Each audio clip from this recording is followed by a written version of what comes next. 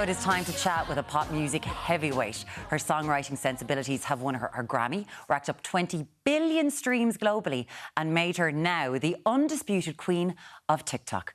Before we talk to the one and only Nelly Furtado, here's a look back at her biggest belters.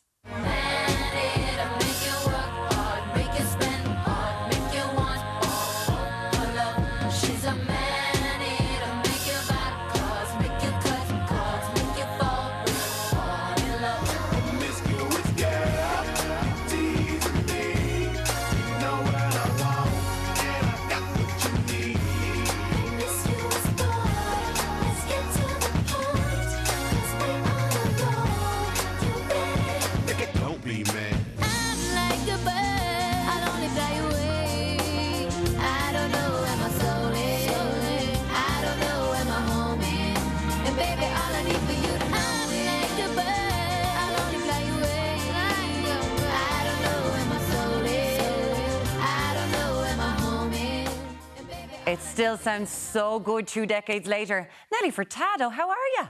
Oh my gosh, it's so nice to hear your voice. How are you? I got a heart for you. Come here. How did you get on at Forbidden Fruit? You look like you had a ball.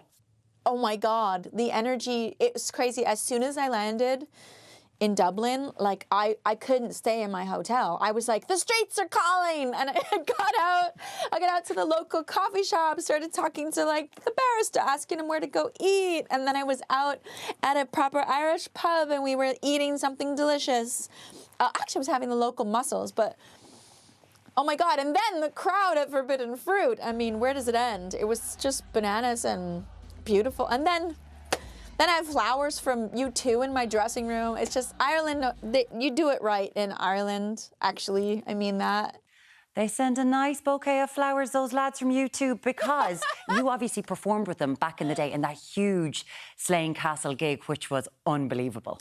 Thank you. And you know what was so special about that gig?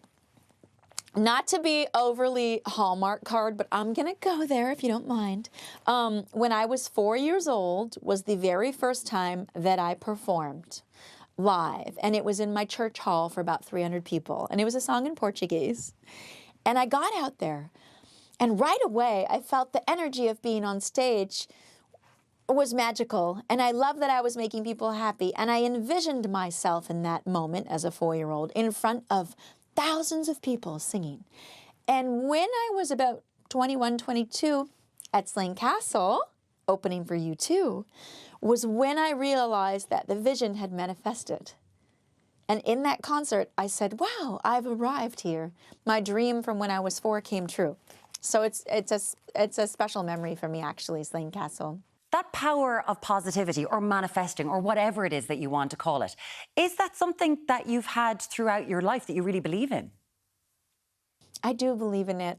I do, because I think if you follow your gut instinct, it's a good place to start. And even if it feels like you maybe didn't make the right decision, if you really make the music, especially from the heart, it's like you find your way. Because I have songs that like people didn't like very much when they came out, but then a DJ will find it like 10 years later and remix it. And I'm like, wow, you really got it. It was worth it. Or maybe a show will ask me to sing a song I haven't sang in years because it has something special about it that relates to the times or like the politics of the times or whatever. So I feel like if you're writing earnestly and just kind of humbly going about your business and just writing songs about your life, it always kind of pays off. So is Man-Eater about your life? Of course. Isn't it about yours? Okay, it's about all of us gals, that power of positive thinking, right? Absolutely. Man-eatering. It's a verb. No. Like when I play Man-Eater, I must have pyro because it's like fire. It's fire. It's like when people they leave their bodies a bit when I play it live, I have to say. They just kind of like, they go a little mad and I love it. And I do too. It's like it doesn't even feel like my song anymore. It feels like everybody's little anthem, you know? Because it is transgenerational, that song. My mum will get up and dance to it, grannies, and then, of course, the young ones are up dancing to it. But sparks literally flew when you recorded it. No word of a lie. Timbaland, super producer, and I and a couple other people in the room, Danger Hands, who co-produced that track, were in Miami, and Timbaland goes, I want to play you this beat. He plays the beat, and we're all dancing so hard that our only signal something is going on, our noses smell something burnt. What does that smell? We see smoke coming out of the speakers, and a flame shoots out of the speakers. So we stop, and we go, all right, then, maybe we should put this away for the night. And we, like, put it away because we were scared, and we didn't go back to that track till, like, a week later. So they fixed the speaker. It was blown and burnt, but it had heat. It had heat from the beginning. And so it's kind of funny that, like, pyro feels so right, and it's in the video probably for the same reason. It gives us the fire. And I'm a Sagittarius. It's a fire sign, so I don't know. It's such a good song. It's such a banger. But everything from that album, Loose, was so good. From Promiscuous to Man-Eater to Say It Right. But now those songs are some of the biggest trending songs on TikTok, which wasn't around when you recorded them. So what's that like? Insanity, because I'm sitting at home in my pajamas with my toddlers picking up popcorn off the floor, literally, for like 2 years. My daughter, who's a teenager, walks in, she's 16 at the time, and goes, Mom, your song's trending on TikTok. And I'm like, what's TikTok? Like, literally, I had no idea. Now TikTok is my favorite hobby. I've gotten good at it really quick, but like back then, you know, her and I, you know, we did this duet funny thing, and I literally, you can see my son's hand because he's 1 and I'm like nursing him. And I'm trying to do a TikTok. So my life is wild that way, and I do both. I love being a mom, but I also learned that I really have to nurture that artist in me, you know? And come here, what's it like for your 21-year-old daughter, who is, of course, of the TikTok generation, to see her mom being the trending musician? Is she doing the classic mother-daughter cringing, or does she love it? My daughter's been so supportive, my oldest, because she has a passion for music as well. She actually helped me with my new album.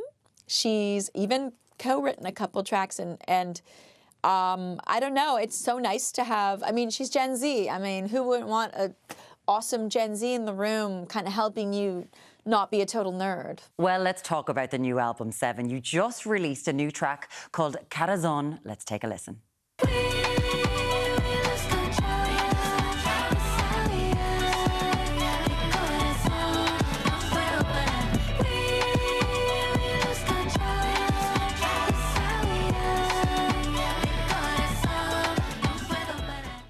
Another banger for the arsenal of hits. It does kind of hark back a little bit to the early days of Nelly Furtado. Would that be fair to say? I'm gonna say it really does. Like it's like I managed to infuse nostalgia in new songs somehow.